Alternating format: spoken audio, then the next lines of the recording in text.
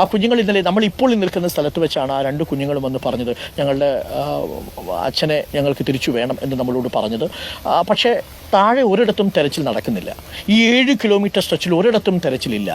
അത്രമാത്രം ഇൻസെൻസിറ്റീവ് ആണ് ഈ കുട്ടികളുടെ അടക്കമുള്ള ആവശ്യങ്ങളോട് സർക്കാർ എന്ന് നമുക്ക് പറയേണ്ടി വരും. ഇത് നമ്മുടെ നാട്ടിലാണെങ്കിൽ അങ്ങനെയല്ലല്ലോ. ഏതെങ്കിലും സംവിധാനങ്ങൾ ഉപയോഗിച്ച് ഒരു തെരച്ചിൽ നമ്മൾ നടത്തും, തുടർച്ചയായി തെരച്ചിൽ നടത്തിക്കൊണ്ടിരിക്കും. ജോയിക്ക് വേണ്ടി നമ്മൾ നടത്തിയ തെരച്ചിൽ അതൊരു വെരി വെരി ഇമ്പോർട്ടൻറ്റ് പേഴ്സൺ ആണ് എന്ന് സ്വയം നമുക്ക് ബോധ്യമുള്ളത് കൊണ്ടാണ്. ഓരോ മനുഷ്യനും VVIP ആണ് എന്ന് ബോധ്യമുള്ളൊരു നാട്ടിൽ ജീവിക്കുന്നതിൻ്റെ ആനുകൂല്യം ചെറുതല്ല.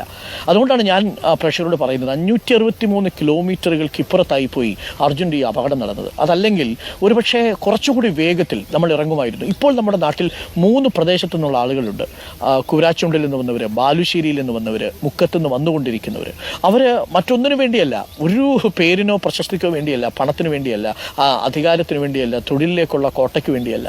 അവർ നമ്മുടെ നാട്ടിലുള്ളൊരു മനുഷ്യൻ മണ്ണിടിയിൽപ്പെട്ടിട്ട് മണിക്കൂറുകളായി എന്ന് കേൾക്കുമ്പോൾ ഓടിയെത്താനുള്ള മനസ്സ് കാണിക്കുന്ന മലയാളികളുണ്ട്. ഒരു മനുഷ്യൻ മലയിൽ കുടുങ്ങിയിരിക്കുന്നു എന്നറിയുമ്പോൾ ഓടി വന്ന മനുഷ്യരുണ്ട്. അവരൊക്കെയാണ് ഇപ്പോഴും ഈ മണ്ണിടിച്ചിൽ നടന്ന പ്രദേശത്തേക്ക് ഓടിയെത്തിയിരിക്കുന്ന കൂരാച്ചുണ്ടിലെയും ബാലുശ്ശേരിയിലെയും മുക്കത്തെയും ഒക്കെ മനുഷ്യർ. ആ മനുഷ്യരെ ഉള്ള നാട്ടിൽ ജനിച്ചു എന്നുള്ളത് ഒരു വലിയ ഭാഗ്യമാണ് എന്നാണ് എനിക്ക് മനസ്സിലാക്കുന്നത്. ഇവിടെ വരുമ്പോഴാണ് നമ്മുടെ സിസ്റ്റവും ഇവിടെ സിസ്റ്റം ഇല്ലായ്മയും തമ്മിലുള്ള ബോധ്യമുണ്ടാകുന്നത്. അല്ലേ അഭിലാഷ്? തീർച്ചയായിട്ടും. ഒരു പക്ഷേ നമ്മൾ രക്ഷാപ്രവർത്തനം ഒക്കെ പറയുന്നുണ്ട്. ആ രക്ഷാപ്രവർത്തനം ആരംഭിക്കേണ്ടത് ഒരു പക്ഷേ ജില്ലാ ഭരണകൂടത്തിൽ നിന്നാണ് എന്നുള്ളതാണ്. അവിടുന്ന് തുടങ്ങിയാൽ മാത്രമേ ഇത്തരം ദുരന്തം ഉണ്ടാകുമ്പോൾ എങ്ങനെ ആക്ട് ചെയ്യണമെന്ന് പറയാൻ കഴിയും. കാരണം ഞാൻ ആ ബാലുശ്ശേരിക്കാരാണ്. എൻ്റെ നാട്ടുകാരവിടെ രക്ഷാപ്രവർത്തനത്തിൽ വരുത്തുക എന്ന് പറയുമ്പോൾ വലിയ അഭിമാനമുണ്ട് നമുക്കൊക്കെ.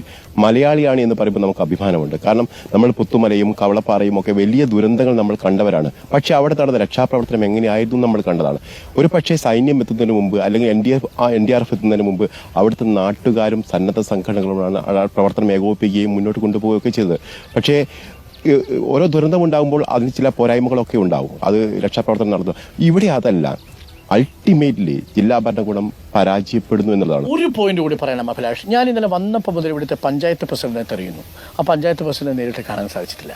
ആ പഞ്ചായത്ത് മെമ്പർ ആരാണെന്ന് പിടികിട്ടുന്നില്ല. ശരിയാണ്, ഇവിടെ വീടുകളൊന്നും തൊട്ടടുത്തില്ല. പ്രേക്ഷകർക്ക് കാണാം, വലിയ ഡെൻസിറ്റി ഇല്ലാത്ത സ്ഥലമാണ്. ഇവിടെ ഒരു വീട് കഴിഞ്ഞാൽ പിന്നെ കിലോമീറ്ററുകൾ പോയാലാണ് അടുത്ത വീട് കാണാൻ സാധിക്കുക.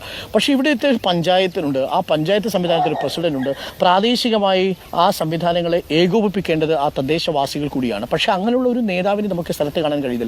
നമ്മളടക്കമുള്ള മാധ്യമങ്ങൾ, ഇപ്പോൾ ഞങ്ങളുടെ ചാനലുണ്ട്, ഏഷ്യാനെറ്റ് ഉണ്ട്, മാതൃഭൂമിയുണ്ട്, ഈ ചാനലുകളൊക്കെ ഇവിടെ വന്നിട്ട് മണിക്കൂറുകളായി.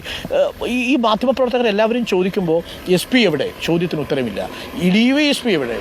ചോദ്യത്തിന് ഉത്തരമില്ല. നമ്മുടെ നാട്ടിൽ ഇത്രയും വലിയൊരു രക്ഷാപ്രവർത്തനവും ദൗത്യവും നടക്കുമ്പോൾ ഇങ്ങനെയാണോ സംവിധാനം പ്രവർത്തിക്കുക എന്നത് മാത്രം ആലോചിച്ചാൽ മതി. ഒരു സിസ്റ്റമില്ലായ്മയുണ്ട്. ഒരു കാര്യം കൂടി ഞാൻ പറയാം അഭിലാഷേ. നമ്മൾ നാട്ടുകാരോട് സംസാരിച്ചപ്പോൾ അവർ പറഞ്ഞൊരു കാര്യമുണ്ട്. ഇത് ഏതെങ്കിലും ഒരു പ്രദേശത്തെ അപമാനിക്കാൻ വേണ്ടി പറയുന്നതല്ല. തീർച്ചയായിട്ടും അവർ വസ്തുതയെ നമ്മളോട് പറഞ്ഞത് സാധാരണ ഇത്രയും വലിയ തെരച്ചിലൊന്നും ഉണ്ടാവാറില്ല.